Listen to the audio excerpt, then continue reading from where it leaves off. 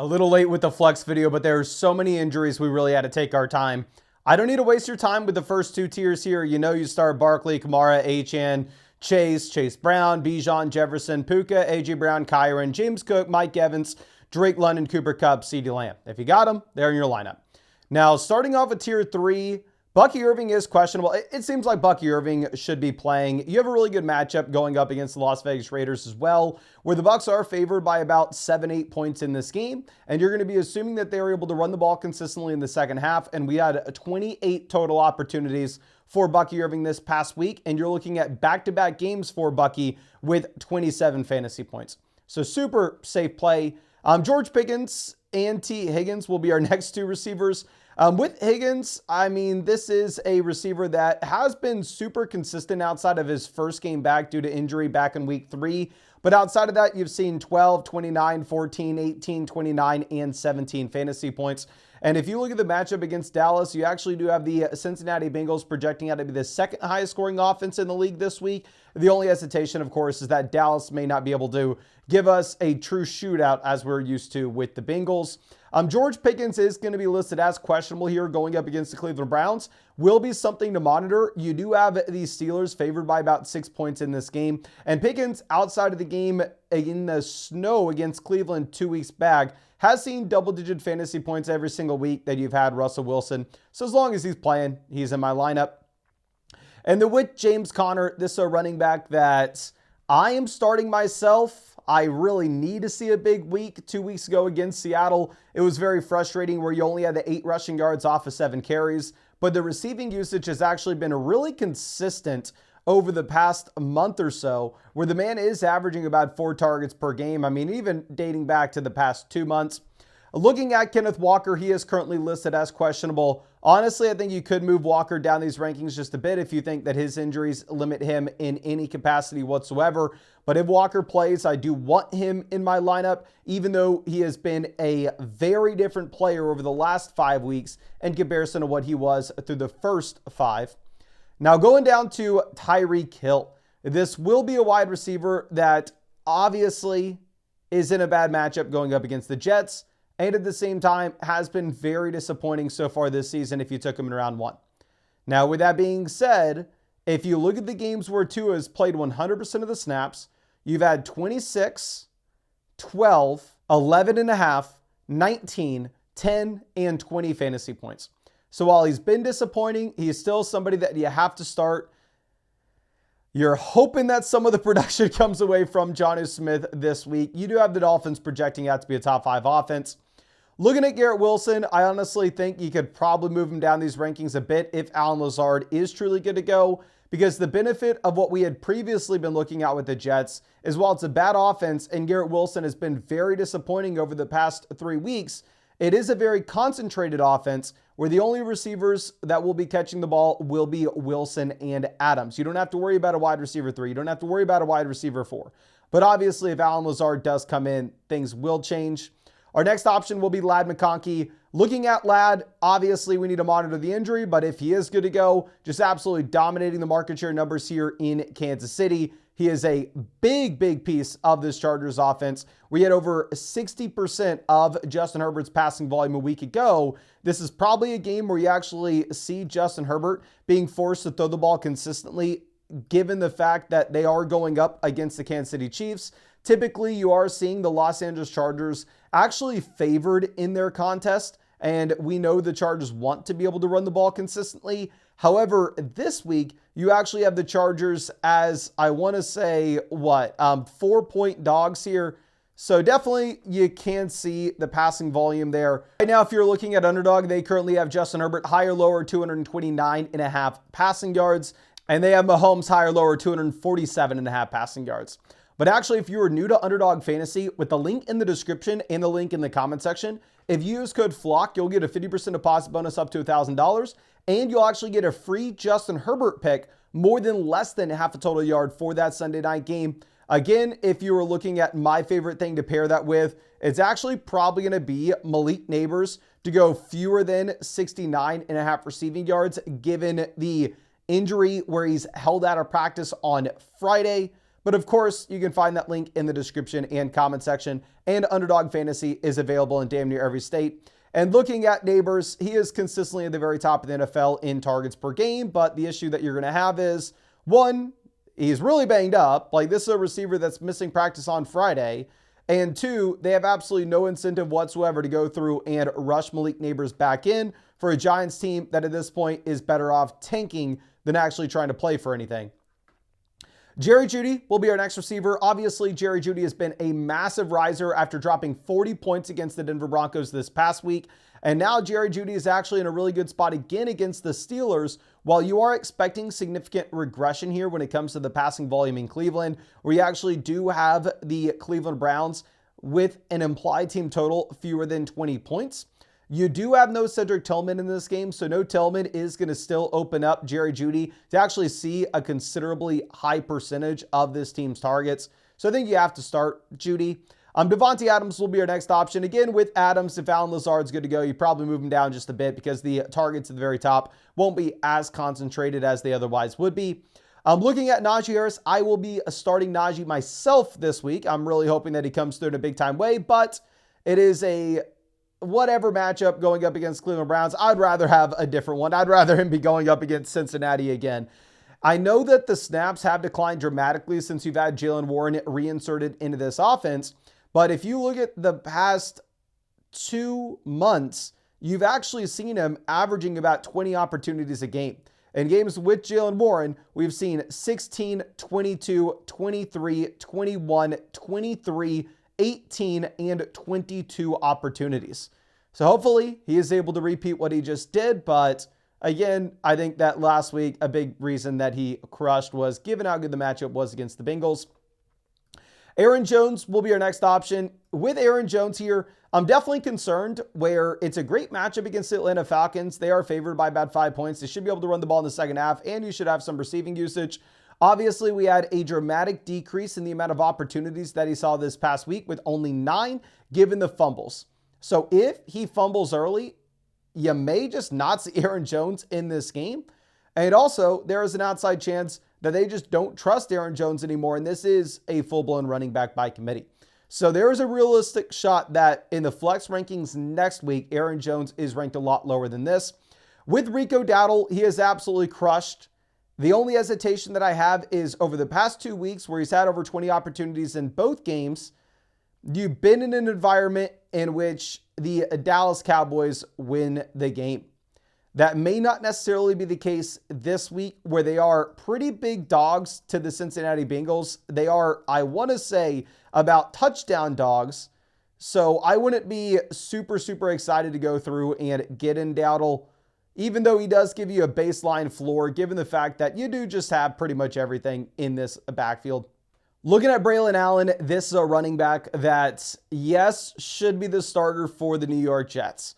And if y'all remember early in the season when Braylon Allen was the hottest waiver wire pickup for a good 2-week stretch, the reason was it looked like he was going to be able to step in and be a true 3-down workhorse and be a premium handcuff back in a decent offense if Braylon Allen were to get the starting job with a Breece Hall injury. Well, we finally get the Breece Hall injury, but the thing is the offense has collapsed. The offense is a lot worse than what we expected it to be very early in the season. So at this point, I think you gotta lower expectations of where they would have been earlier in the year for Braylon Allen. Because again, I mean, can we be that excited about the Jets offense? We don't know exactly what the receiving role is going to look like here. With DK Metcalf, wasn't practicing earlier in the week with the shoulder injury, but he's completely off the injury report, so he's just getting the veteran treatment, right? I mean, this is somebody that doesn't need to be at practice on Wednesday. This is somebody that doesn't need to be at practice on Thursday. But he should be good to go. No hesitation. I'm starting him myself this week. I'm really hoping he can finally outproduce Jackson Smith and Jigba. If you're looking at what you've had in Seattle, JSN has actually led this team in fantasy points at the wide receiver position for 5 straight weeks now. Now, the only thing is 2 of those weeks he had no Metcalf. This past week, Metcalf was in and out of the game. And also, Metcalf had 9 targets in comparison to JSN at 4. So they're ranked back-to-back. You do you with how you take these guys. For me, I still give the slight edge to Metcalf. Looking at DJ Moore, this is a receiver that for back-to-back weeks here, he's absolutely crushed it with over 20 fantasy points. So has Keenan Allen. And really, it's been off the back of a ton of passing volume for Caleb Williams here. Now, if you are looking at Caleb this next week, it is very difficult to just assume that you have the same amount of passing volume repeating over. There's an outside chance that you do get some regression. And at the same time, keep in mind, you do have a dramatically different situation with the coaching staff here in Chicago, where you really don't know what to expect in terms of how pass happy they should be against the Niners. Now, looking at Marvin Harrison, last week, he does go through and have 12 targets, which is a career high. This is right after we are told that he is going to be the focal point of the Cardinals offense going into the future. So it's super encouraging what you have. Now, of course, at the same time, can I come through and say, oh, okay, well, we know that he's turned the corner. Finally, Harrison is exactly who you drafted him to be. No, it's probably difficult to say that because if you are looking at Marvin Harrison, we've seen for 6 straight weeks now, the up and down nature where you are going to get a boom performance, you are going to get a down performance, back and forth, back and forth, back and forth. And really, he has just been touchdown or bust. Hopefully he's turned the corner, but I think it's maybe a little too early to say that for sure. Looking at Tony Pollard, typically he's not going to be ranked this high in our rankings when you have Tyjae Spears good to go. The reason for that is Spears is really going to have a role here. It's impossible to just go through and say Spears is going to be a race to nothing. But this matchup in particular, going up against the Jacksonville Jaguars, is one of the very few matchups that you are ever going to have where you actually do have the Tennessee Titans heavily favored. So I guess you can start Tony Pollard this week. I probably would, but I think this is more of a one-off in comparison to something that you could consistently rely upon. Now, going through and looking at Isaiah Pacheco, this is a running back that I ranked too high last week. I got excited about the matchup against the Raiders. I apologize, 100% it was a bad call, and yes, I am sorry. I think that maybe he's in a better spot this week where you get the extra 9 days. You do have this being his second game back in. And if that's a situation where Pacheco can come through and just take over for 15 plus opportunities, even if it's a bad matchup, if Pacheco's a talent in an offense that you want to get excited about. So I don't love the matchup against the Chargers. Last week, he only played 37% of the snaps. But obviously with this ranking, I am expecting that we do have some progression here with Pacheco in this offense. Going over to Jacoby Myers, we probably need to move him up just a bit. My thought process with Myers is, one, he is banged up himself. He is questionable going into this game. Also, keep in mind, this is a team that has absolutely nothing to play for. We all know that. But it's just an absolute garbage offense. They're on their third quarterback. Now, you could say, well, Mason, the Jets guys are very similar. They have a garbage offense. You're ranking them a lot higher. And I would say, oh, okay, well, their offense is super concentrated. Here, the Raiders are super concentrated as well. The only 2 guys that are going to touch the ball will be Myers and Bowers. So you can definitely move Myers up if you wanted to, but obviously you're going to have to monitor if he is even good to go this weekend. Looking at Isaac Orindo, the Niners may be able to run the ball. They're 3.5-point favorites here over Chicago. It's very difficult to know exactly what the workload's going to look like, though, so I wouldn't rank him exactly where we had, say, like Jordan Mason back at the beginning of the season with no CMC, just because it is tough to project out right now. Now, going over to what we have with Calvin Ridley, this is a receiver that's really has been just absolutely cucked by Nick Westbrook-Akine for quite some time. But the issue is Ridley's had the majority of the target volume. So while Nick Westbrook-Akine has been the receiver with the fantasy points, it's strictly come off of touchdowns, really, where we know that's going to be the most difficult thing to project going into the future will be that touchdown rate and efficiency. And instead, I want to be going with the receiver that we have the larger sample from. I want to be going with the receiver that's had the majority of the targets. And it is a really good matchup going up against the Jacksonville Jaguars. And this is the highest implied team total that we have had for the Tennessee Titans pretty much all season. And obviously a lot of it's due to the matchup, or pretty much all of it is. Going over looking at what we have with Devonta Smith. I'm starting Smith myself this week, really hoping we get a big performance. Good news, bad news. Good news is the Eagles project to score the most points in the league this week. And you have no Dallas Goedert, so we can assume that the targets are a little more concentrated between the combo of Devonta Smith and A.J. Brown. A bad news, however, is the Carolina Panthers project to score the fewest amount of points in the NFL this week. So it may be a spot where you actually don't really see many passing attempts at all for Jalen Hurts here. And instead, we see the Eagles run the ball over and over and over again. In that instance, it may not matter if you have no Dallas Goedert or not, if you end up getting just 30 Saquon Barkley carries, which is a very real possibility. Now, looking at Tyrone Tracy, back-to-back weeks here where the workloads looked a little bit shaky. Obviously, it's a bad offense. And I know some people will say, well, if you have no Malik Neighbors, maybe they go through and maybe they run the ball more and that makes Tracy a little more interesting. I would almost have the exact opposite of a take, where I would say if you have no Malik Neighbors, I think it makes a very bad offense even worse with fewer trips to the red zone, fewer TD opportunities, and I'd be even more so concerned about Tracy. So yeah, not super excited here almost regardless. Now looking at Chuba Hubbard, this is a running back that had been a dominant 3-down workhorse for quite some time. We were thinking, oh, okay, well, if Brooks comes in, gets the receiving role, you don't want a committee back in a bad offense. And you had Hubbard just consistently going out there and crushing over and over and over again, or frankly, it just simply didn't matter. I think now it's kind of catching up to him. Now I think it's easier to say, well, you know what? Maybe this is a running back by committee in a bad offense where it's very difficult to get that excited about Chuba.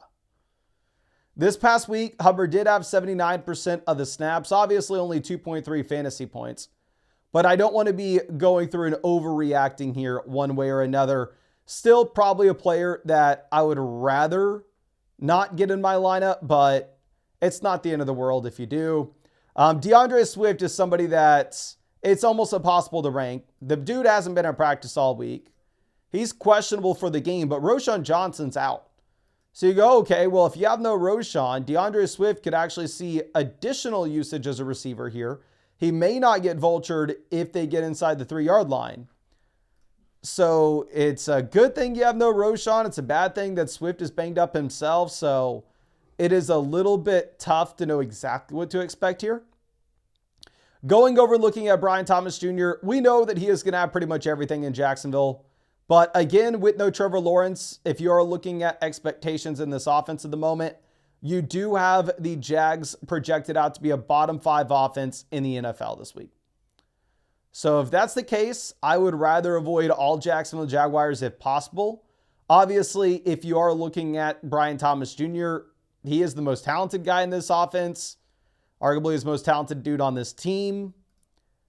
But again, I don't want any part of this team to begin with. Going over to what we have with Darnell Mooney, you saw Cousins get exposed against a good defense last week. That's always going to be a concern with Kirk Cousins. He's going up against good defense this week in the Minnesota Vikings, where the Vikings have allowed a considerable amount of fantasy points to opposing wide receivers so far this season, primarily off the basis that you are looking at a team that typically has opposing offenses throwing the ball against them in the second half because the Vikings win football games. So maybe you get a considerable amount of pass attempts for Cousins. It's a revenge game, and we have seen some revenge games go absolutely nuclear this year. I mean, just think about Jerry Jeudy and the Broncos last week. Going over to Juwan Jennings, he's 100% cemented himself as the wide receiver 1 here in San Francisco, which is crazy to think, crazy to say. Like, I would have never thought that in a million years coming into the season. Maybe Deebo Samuel gets better being another week removed from the pneumonia. Brock Purdy should be healthier this week.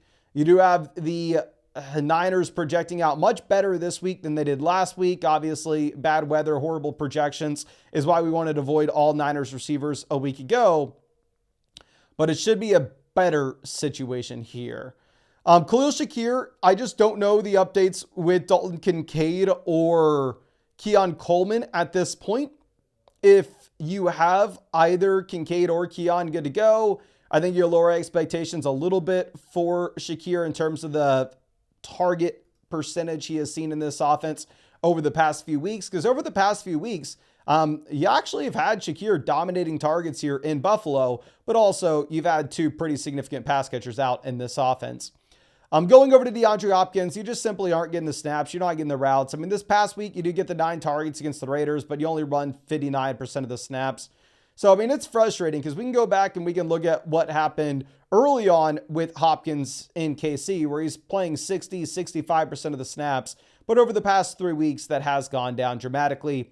Keenan Allen has absolutely dominated over the past 2 weeks, similar to DJ Moore. He's had over 23 points in both contests. And Keenan Allen has actually been up there averaging about 11.5 targets per game. So Keenan's looked great over the past 2 weeks. Again, I do think you have some natural regression here for the passing volume in Chicago.